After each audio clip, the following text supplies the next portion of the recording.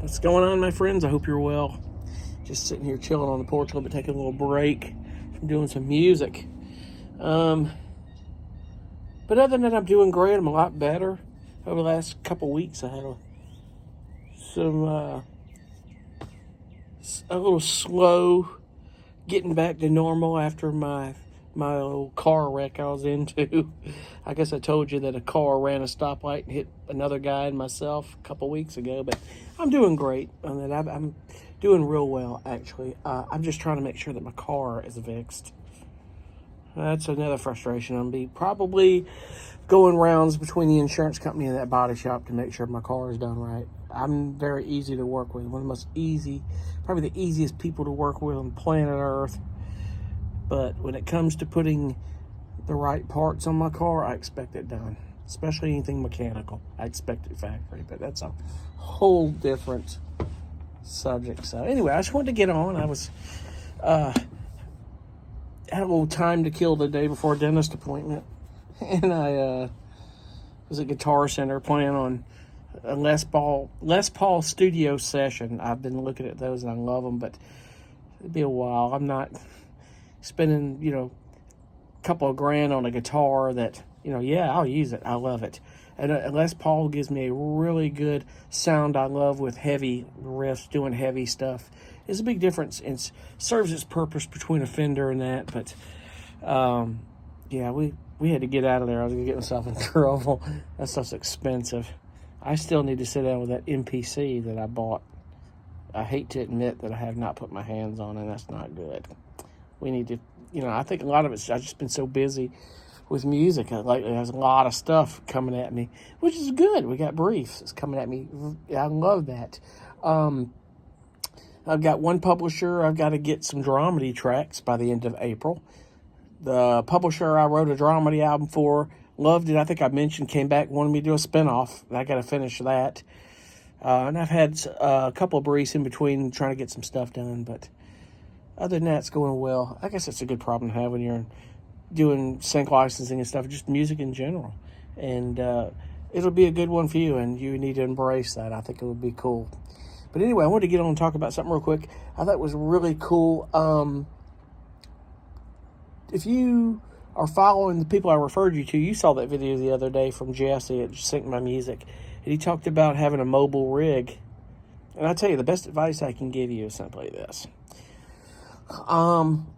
The best advice I can give you is if you're going to have a good rig musically, I would do everything to where it's set up to anywhere you want to go. You can take it with you. Like MacBook Pro or nice laptop, whatever you're doing, with a MIDI keyboard, some headphones, stuff that you can put in the bag and go with it. If you can do your whole studio rig with, like I do, MacBook Pro, MIDI keyboard, monitors, headphones, microphones, something, it doesn't have to be crazy intricate. I would make sure that at least you have something, no matter what you do, whether you do all in one or just both setups. Have something you can take with and always have with you, because I've been in situations where was out of town or somewhere and I got an email to update something. I had sent an album in before I left on a trip somewhere or something, and I needed to get that done. Or a brief came in I knew I could knock out real quick and I wanted to get it done. I had the time around that. And for instance, this last year when I was at the Production Music Conference in Los Angeles, I had a brief of something and about 3 or 4 tracks, and I was able to start working on it and finish it while I was out there in Los Angeles. And which is the biggest example I could give you, that if you really want to, you don't want to miss out, and you want to get to, then strive to do that, And I will finish this note on another thing that is so important, I cannot stress enough, is don't fret and I talked about don't let people shame you into things. Well, one thing I didn't talk about in that video is don't let people shame you into studio equipment. You get what works for you, because I got news for you. If you followed Matt Vanderbo, and I referred his video, he did a video in his home studio the other day, and a lot of people, even Jesse, his studio is just computer setup with some monitors, a good, a decent audio interface and a few guitars, nothing major. Matt Vanderbo's the same way. You don't need much. You can get you some noisemakers.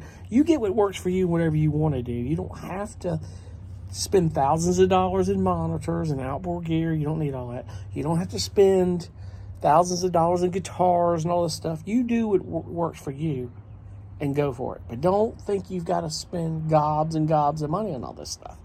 I mean, hell, in fact, depending on what you do, you may spend more money on software than you will hardware or gear, you know. It just depends on what type of musician that you are, you know. You know, it depends on whether you're a guitar player, bass player, keyboard, piano player. You go what works best for you and what your needs are. If you're a keyboard and a piano player, you probably have needs for, you know, the keyboards that work for you, weighted keys or whatever you prefer, whatever your specs are. You run with what works for you and what helps you create music the best. And don't worry about what anyone else is doing. You don't need all that stuff. Trust me, I can do my music anywhere. I have written music on cruise ships, coffee shops, Panera Breads, hotel rooms, my house, RVs, you name it. I've written music I've written it on a train. I mean, I've written music in every conceivable place you could think of, and you can do it. You know, you work around with your internet through your cell phone or a good, decent internet when you get where you're going to upload what you're doing, you know. And in fact, you know, I thought I needed a really, really high-speed internet, but I've got Verizon 5G here at the house. It's the Verizon home internet. It's not hardwired internet, and it works just fine for what I'm doing. It works great because where I'm living, there's not a million and one choices for internet, and what they do have is internet cable package, and I don't need all that. I watch a lot of YouTube, but I'm not spending, you know, $200 a month on cable and channels that I don't watch. I'm doing my music most of the time anyway, you know. And if I do, it's YouTube and it's watching stuff on my devices. I have the internet that does it. I can subscribe to an app and pick the channels that I want to do. So it is what it is. But be it that it may, just you get the gear that works for you, you know. I do that myself. I mean, sometimes I've got gear I don't need or shouldn't have. I mean, did I need that MPC? No. I wanted it, but if I don't start putting my hands on it, it's probably going to go right back out the door. It's cool, and I love it, and I think it would be great for a lot of things that I want to do. Like, I've been thinking a lot about wanting to do another album for release, but I want to do one to where I might can release it through and have my publisher maybe release it in an artist series if they can do it or something. We'll figure it out. Either way, I've been wanting to do another album that one I've really been wanting to do for years and kind of get back to my roots on that, because I've been so caught up with production music that I feel like I've lost scope of that, and I think it's time to devote some time this year and sit down and start writing some ideas and hashing some stuff out and really doing something cool, like a good post-rock instrumental album. You know, I think I've said a long time ago, I realized that instead of just being a guitar instrumental, doing all these fancy leads and solos, it's more about the music. And I think I've realized after listening to a lot of bands that I discovered years ago, like Explosions in the Sky, L1011, a lot of these guys, that I'm more of a post-rock artist than anything, and I always have been. I just didn't know it. And speaking of Explosions in the Sky, if you've ever heard of them, you need to go listen to their music. It's incredible, as well as L1011. That's E-L-T-E-N and the word 11, L1011. It's two-piece, drummer and a guitar player. It sounded like a 4 or 5-piece band. Incredible. Explosions in the Sky was in town the other night, and I really wanted to go see them play, but I just didn't get a chance to go do it. I was so busy with things, and I forgot that they were, and it was the last minute. I said, I just have to catch them later, man. I hate that I didn't get to see them live this time, but great band, man. And if you don't know who Explosions in the Sky are, now I discovered them through briefs, doing briefs and stuff for music, and I listened to a lot of stuff as reference tracks, but one of their earlier albums scored the film Friday Night Lights years ago, and it was so cool, and they're still doing stuff for films, and in fact, they just did some music for a film, and I can't remember which one it was, but if you go to their webpage, you'll probably scroll down in the history, and you can see what they've been up to. They soundtracked some stuff not too long ago, and just great stuff, man. So if you're a guitar player or love doing instrumental music, some of these guys, if you go to iHeartRadio and put Explosions in the Sky in, it'll start playing all these bands like L1011 and these other guys, because it's kind of in that same post-rock genre that does a lot of post-rock and ambient stuff, which is real cool. So there's a lot of groups out there that are just killer. They're so talented. So, but I wanted to get on and babble, but I just definitely wanted my focus for this to talk about don't let somebody shame you into your gear either. Don't do that. You get what works for you, what makes you happy. But I will tell you, you don't need much for gear to do music for film and TV. Good laptop, sound interface. I've got a SSL 2 Plus. It's not expensive. It was like what? Less than $300. It's a pro interface. Get their Generation 2, the new series of them. I just bought the new one. I talked about it. 2-channel. Thing's incredible. I love it. Don't get so caught up with this noise floor stuff. You can't hear it. And I've talked about this stuff. You're always going to have noise under like sub frequencies you can't hear. That's why when you're EQing stuff, you roll that stuff off. But it's never perfect. Don't get caught up in that stuff. They start comparing noise floor stuff and all this meticulous stuff that's not going to make or break your audio interface. So just get one that works for you the best. It could be an Apogee, it could be SSL, whatever you choose. Make it happen. It could be a Focusrite. Just do it. Get you a MIDI keyboard. It doesn't have to be much unless you're a piano or keyboard player. You get what works for you and your specs. If you're a drummer and you want to get a electronic kit MIDI and do drum work, Dave Croft just got one not too long ago because he didn't want to be loud, but it's really opened up doors for him. Go listen and talk about that stuff. And he's played some stuff he's worked on with that, and it sounds amazing. But you do what works for you, Just good laptop, like a MacBook Pro or something. You can get MacBook Pros that are refurbished at a real good cost, and you can put all your content on external thumb drive. Listen, Samsung right now makes an 8 terabyte thumb drive. You can put all your VST content on there, all your native stuff, everything, and you can save your hard drive space. And you can get a good MacBook Pro at decent costs, man.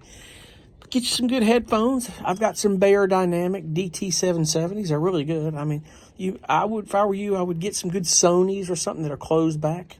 And if you want to get some open back, if you hear the difference from open to close and want to get both, get both. If you want to mix with the open and track with the close, that's fine. I just have a set of close and I'm good.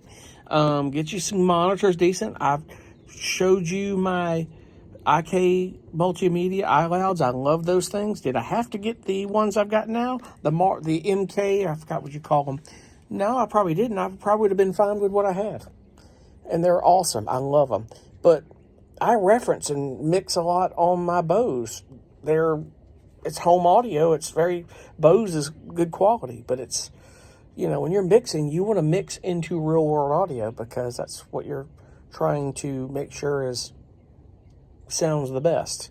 Chris Lord-Alge, who's the biggest mixing engineer in the world, he mixes into analog Sony jam boxes and stuff, and him and his brother use those IK Multimedia iLoud speakers. You don't have to get the ones I've got. You can get the regular iLouds. They've got them now where you've got the room correction mic, and you can do all that stuff with them too. So they're fantastic monitors. But just get what works for you. You don't spend $2,000, $3,000 on monitors. You don't. Get you, what works for you. That's all you need to do. So anyway, I don't want to go too long in this, but just make sure that you get what gear works for you. But I would encourage you also to have something mobile that you can take with you. Whether your whole studio setup is like mine, my MacBook Pro is for home and on the go, because I don't think I have two. Now, mind you, I got another little tiny MacBook